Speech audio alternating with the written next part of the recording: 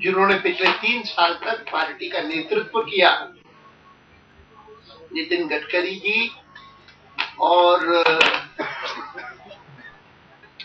जिनको आज प्रमुख हमारे चुनाव अधिकारी ने निर्विरोध निर्वाचित घोषित किया, ऐसे श्री राजनाथ सिंह जी, दोनों को मैं अलग अलग कारणों से बधाई देता हूं।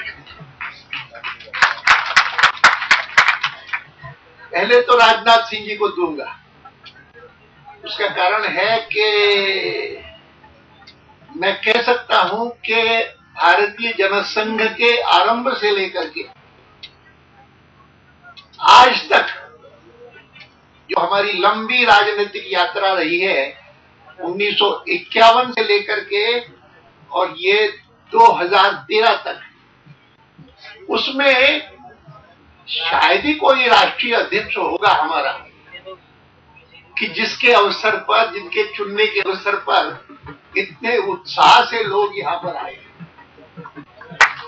मैंने एक नहीं देखा, पहला जब दिल्ली में जनसंघ की स्थापना हुई थी और मल्होत्रा जी ने मुझे बताया कि कनॉट प्लेस के पास में एक कन्या विद्यालय था।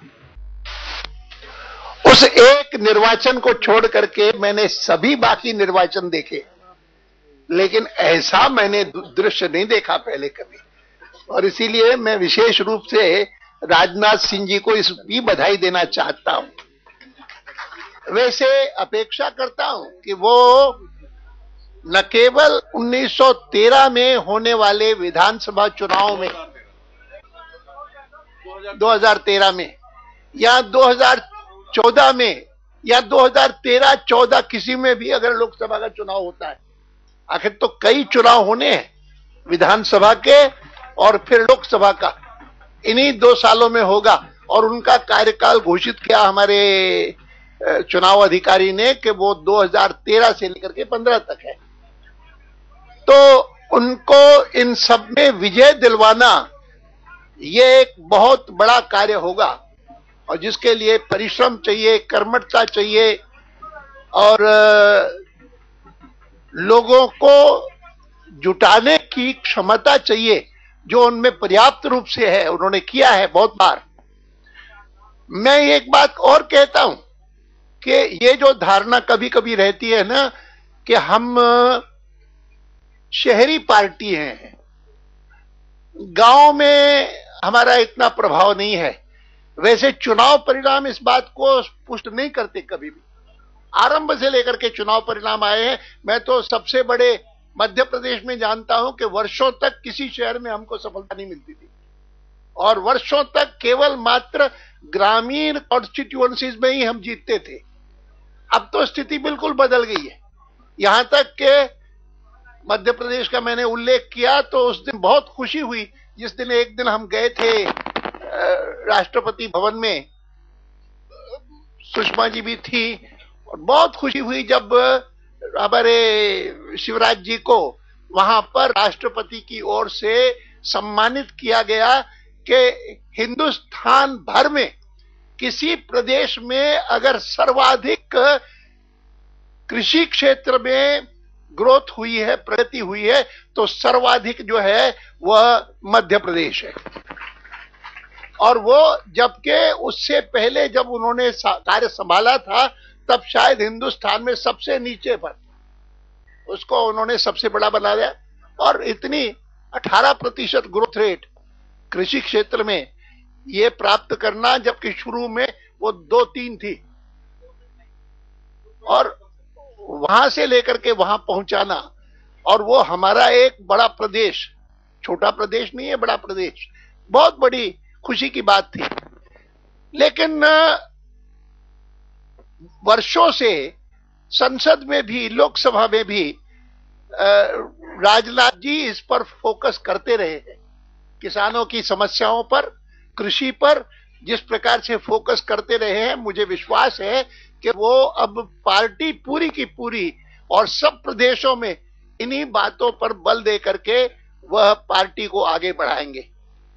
और वाजपेयी जी जब भारतीय जनता पार्टी के अध्यक्ष बने थे मुंबई में, तब उन्होंने सबको कहा था कि बहुत सारे लोगों में ये बात रहती है कि राजनीतिक दल ऐसे ही होते हैं, कोई उनमें प्रामाणिकता नहीं होती, भ्रष्टाचार भी बहुत होता है, इत्यादि इत्यादि।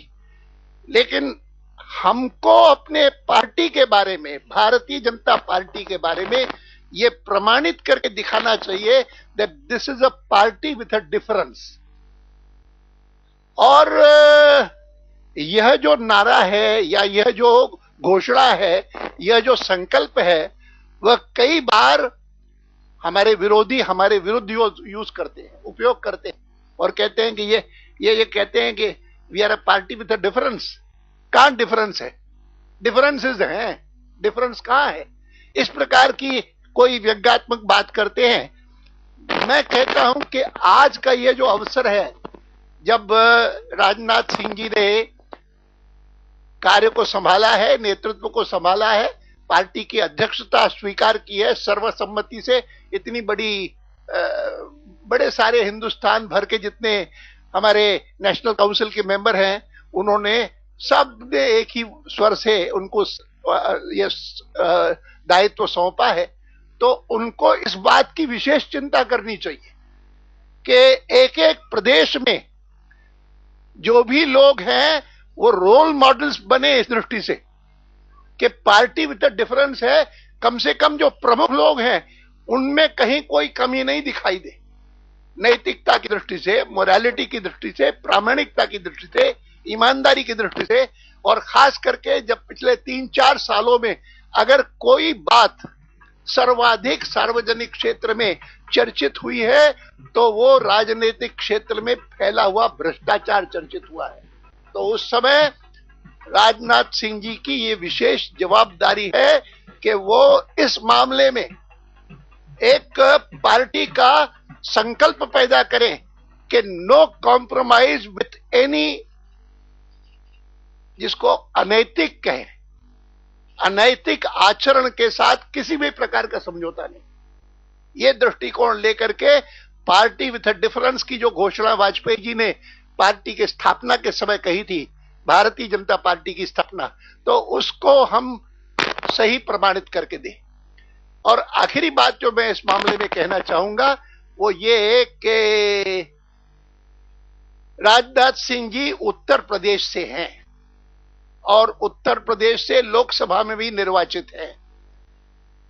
मैं मानता हूं कि हिंदुस्तान का सबसे बड़ा प्रदेश उत्तर प्रदेश, उस उत्तर प्रदेश में आज की जो हमारी स्थिति है वह कष्ट देती है, और उस कष्ट देने वाली स्थिति को आमूल चूल परिवर्तित करने के लिए और ये दिखाने के लिए कि सबसे बड़े प्रदेश में भारतीय जनता पार्टी का जिस प्रकार का स्थान पहले रहा है वैसा स्थान फिर से लेकर के आऊंगा, यह संकल्प करके भी राजनाथ सिंह जी के नेतृत्व में यह पार्टी चले।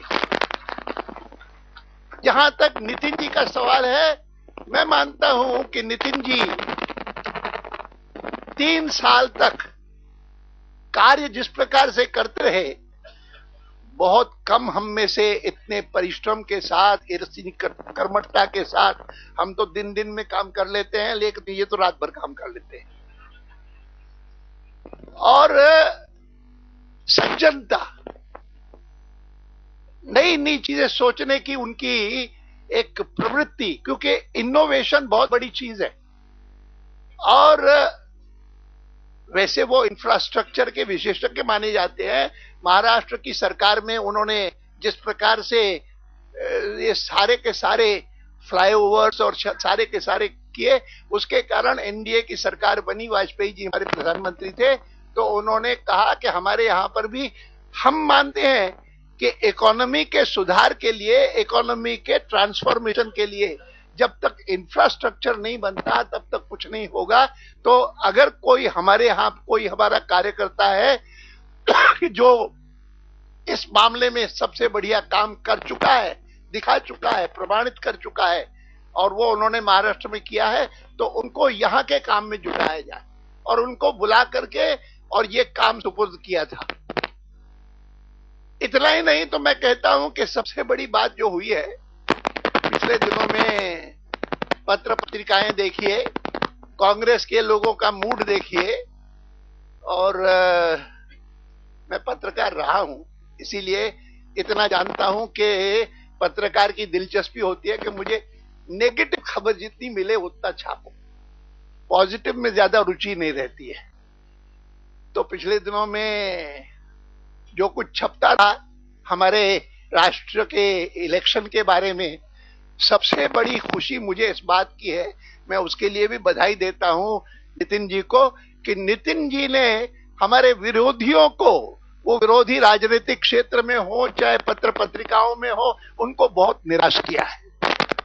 और निराशा के इस सारे वातावरण में भारतीय जनता पार्टी के लोगों के मन में एक आशा और विश्वास फिर से खड़ा हुआ है। निश्चित रूप से उसका लाभ आने वाले वर्षों में हमको मिलेगा। मैं इस कारण भी नितिन जी की बहुत बहुत प्रशंसा करता हूं, उनको बधाई देता हूं।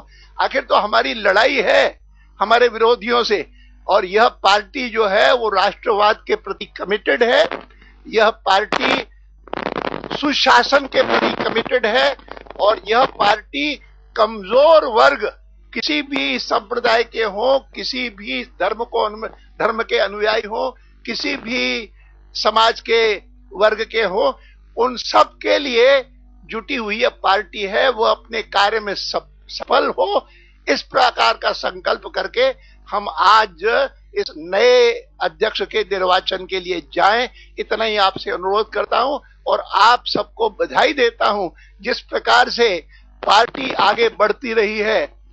आने वाले इन 2 सालों में चमत्कार करके दिखाइए कि लोग कहें कि हाँ, वास्तव में इस पार्टी ने जो निर्णय किया है कि हम 20वीं शताब्दी में जो नहीं कर सके वह 21वीं शताब्दी में करके दिखाएंगे, और 21वीं शताब्दी को भारत की शताब्दी बना करके दिखाएंगे, यह संकल्प करके जाएंगे।